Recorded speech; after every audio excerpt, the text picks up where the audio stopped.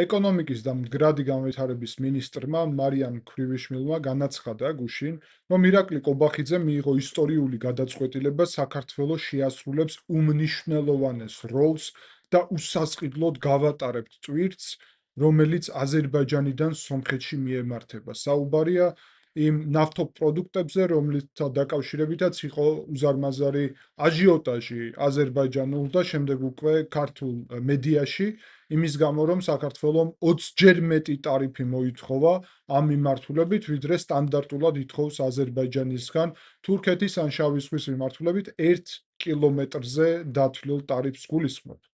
მე აქ უნდა შევაფასო და კითხვა დავსვა.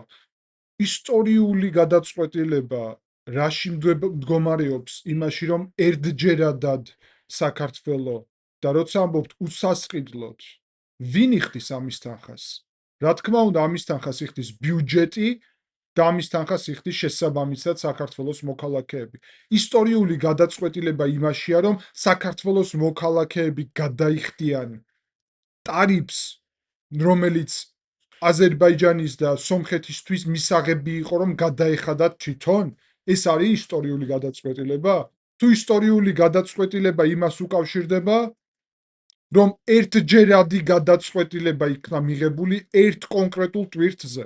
ამის პასუხად აზერბაიჯანულმა მედიამ იმავე მიმვალ აზმა უკვე განაცხადა, რომ არავის არ აინტერესებს ერთჯერადი ასეთი აქციები და საქართველოსგან ელოდებიან სისტემურ პასუხს, თუ როგორი ტარიფი იქნება სისტემურ მიწოდებაზე, რადგანაც აზერბაიჯანს სურს და სომხეთსაც სისტემურად რო ხდებოდეს ეს მიწოდება, ანუ რეგულარულად და შემდეგი ძალიან მნიშვნელოვანი პოზიცია აქ, რაც თქვენ განაცხადეთ, შეასრულებს უმნიშვნელოვანეს როლს. რაშია ჩვენი როლი?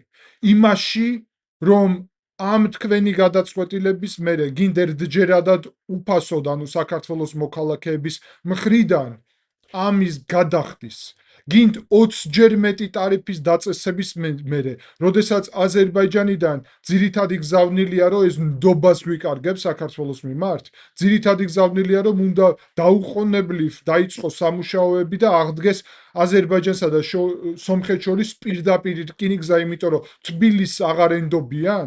გზავნილია იმის შესახებ, რომ საქართველო აღარ არის სანდო პარტნიორი, რაც ბოლო დღეების აზერბაიჯანულ პროსახელისუფლებო მედიაში ასევე გაჩნდა. რაში არის უსასყიდლოდ გატარებაში ამ უმნიშვნელოვანეს როლს ერთჯერად პროცესში?